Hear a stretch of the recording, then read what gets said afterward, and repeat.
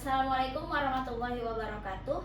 Yang terhormat Ibu Kundari SPD MPD selaku dosen Bahasa Indonesia Universitas Mercubuana Jakarta serta teman-teman yang saya banggakan.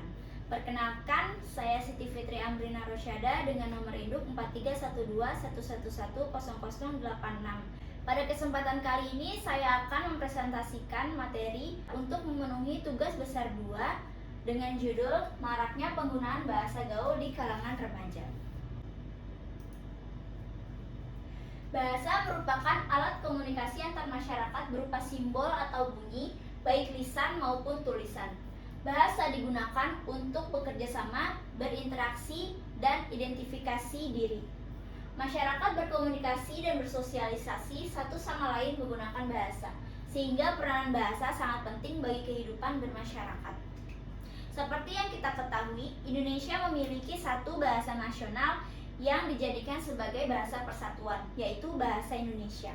Namun, seiring dengan berkembangnya zaman, pemakaian bahasa Indonesia sudah banyak divariasikan dalam pengucapannya, dan pemakaian bahasa Indonesia dalam kehidupan sehari-hari juga mulai bergeser dan digantikan dengan pemakaian bahasa lain selain bahasa Indonesia.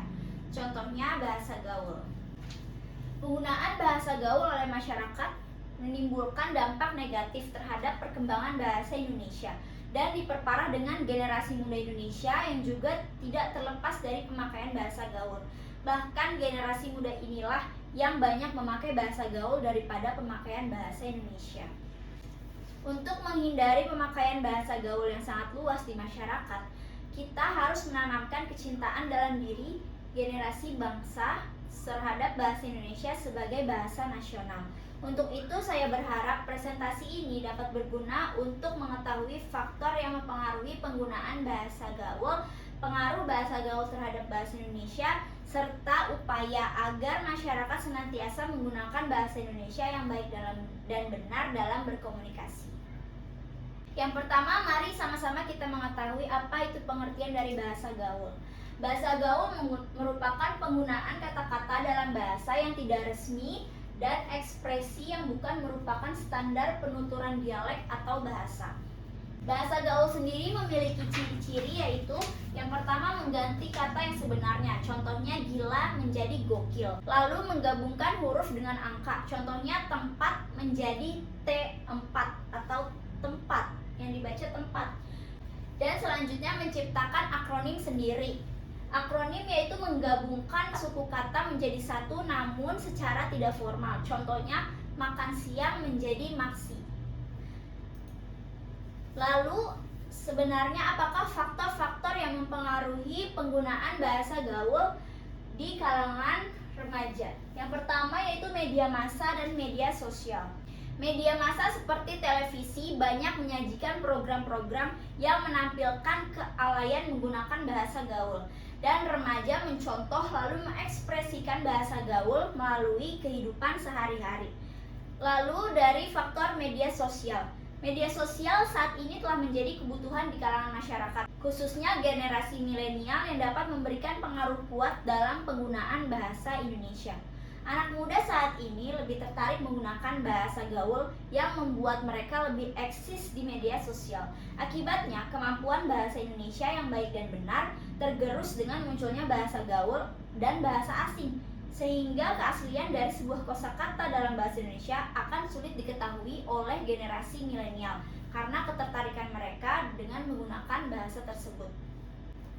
Selanjutnya yaitu faktor lingkungan. Umumnya para remaja ini menyerap percakapan dari orang-orang di sekitarnya, baik itu teman sebaya ataupun keluarga. Maka lingkungan sangat berpengaruh pada penggunaan bahasa gaul ini. Lalu selanjutnya hiburan seperti musik dan film menjadi salah satu faktor yang mempengaruhi penggunaan bahasa gaul. Saat ini, musik dan film dapat menjalar sangat cepat melalui media sosial yang bisa diakses oleh seluruh kalangan, mulai dari anak-anak hingga orang dewasa. Dan penggunaan bahasa dalam musik maupun film seringkali menggunakan bahasa yang tidak dimengerti atau sulit dipahami karena tidak menggunakan bahasa Indonesia yang baik dan benar. Selanjutnya, pengaruh penggunaan bahasa gaul terhadap eksistensi bahasa Indonesia. Yang pertama yaitu eksistensi bahasa Indonesia terancam terpinggirkan oleh bahasa gaul. Aktivitas berbahasa sangat erat kaitannya dengan budaya sebuah generasi. Kalau generasi negeri ini kian tenggelam dengan pudarnya bahasa Indonesia yang lebih dalam, mungkin bahasa Indonesia akan semakin sempoyongan dalam memanggul bebannya sebagai bahasa nasional dan identitas bangsa. Pengaruh arus globalisasi dalam identitas bangsa tercermin pada perilaku masyarakat yang mulai meninggalkan bahasa Indonesia dan terbiasa menggunakan bahasa gaul. Yang kedua yaitu menurunnya derajat bahasa Indonesia. Karena bahasa gaul begitu mudah untuk digunakan dalam berkomunikasi dan hanya orang tertentu yang mengerti arti dari bahasa gaul, maka remaja lebih memilih untuk menggunakan bahasa gaul sebagai bahasa sehari-hari. Sehingga bahasa Indonesia semakin pudar, bahkan dianggap kuno di mata remaja dan juga menyebabkan turunnya derajat bahasa Indonesia. Dan yang ketiga menyebabkan punahnya bahasa Indonesia. Penggunaan bahasa gaul yang semakin marak di kalangan remaja merupakan sinyal ancaman yang sangat serius terhadap bahasa Indonesia dan pertanda semakin buruknya kemampuan berbahasa generasi muda zaman sekarang. Sehingga tidak dapat dipungkiri suatu saat bahasa Indonesia bisa hilang karena tergeser oleh bahasa gaul di masa yang akan datang. Namun di samping pengaruh dari penggunaan bahasa gaul yang negatif ini, ada juga dampak positifnya, yaitu dengan menggunakan bahasa gaul, remaja menjadi lebih kreatif. Terlepas dari mengganggu atau tidaknya bahasa ini, tidak ada salahnya kita menikmati tiap perubahan atau inovasi bahasa yang muncul, asalkan dipakai pada situasi yang tepat, media yang tepat, dan komunikan yang tepat. Selanjutnya, cara meningkatkan penggunaan bahasa Indonesia yang baik dan benar. Bahasa Indonesia merupakan komponen yang sangat penting dalam pergerakan kemajuan bangsa Indonesia. Dengan begitu, bahasa Indonesia ini harus dipertahankan dan juga dilestarikan. Berikut adalah beberapa upaya yang bisa kita lakukan untuk meningkatkan penggunaan bahasa Indonesia. Yang pertama yaitu tidak menggunakan bahasa gaul secara berlebihan. Saat seseorang menggunakan bahasa gaul secara terus-menerus, hal tersebut akan membuat lupa dengan bahasa Indonesia yang baik dan benar.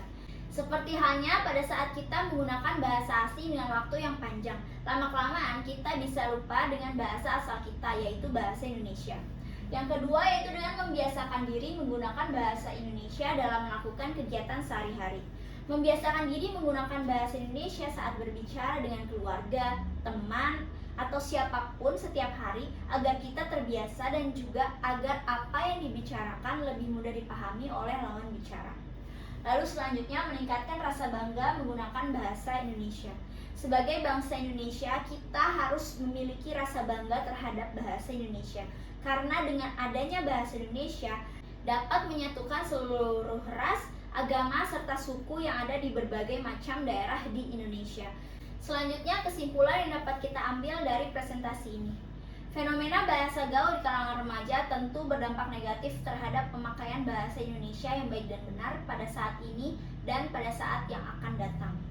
Saat ini sudah jelas di kalangan remaja banyak adanya pemakaian bahasa gaul dan sulitnya menjauhkan bahasa ini dalam kehidupan sehari-hari.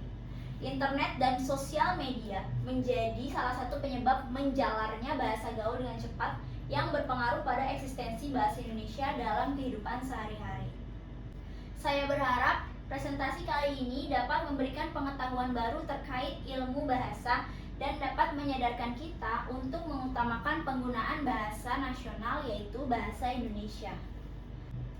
Lalu saran yang dapat saya berikan dari presentasi ini, sebagai bahasa persatuan sudah seharusnya kita jaga dan kita lestarikan eksistensi bahasa Indonesia. Bahasa gaul di kalangan remaja pada satu sisi bermakna terbukanya transformasi komunikasi, namun di sisi lain perlu pembatasan dan arahan dari instansi terkait khususnya pihak sekolah agar pengaruh dan dampak tersebut tidak mendegradasikan nilai pendidikan, budaya, dan orientasi belajar sebagaimana tujuan pendidikan yakni mencerdaskan kehidupan bangsa. Oleh karena itu, mari kita junjung bahasa persatuan kita yaitu bahasa Indonesia. Semoga dengan beberapa upaya yang telah saya paparkan dapat membuat kita semua lebih mempertahankan serta menjaga bahasa kita, yaitu bahasa Indonesia.